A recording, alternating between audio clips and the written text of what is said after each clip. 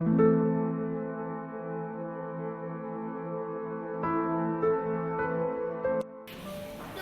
will learn how to take care of clothes. Cotton clothes should be washed properly with soap or detergent. After washing, cotton clothes should be ironed properly. We should follow washing instructions from the laundry label.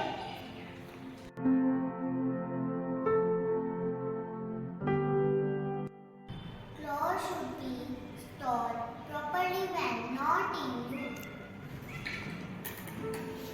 Mothballs or neem leaves can be kept between cloths.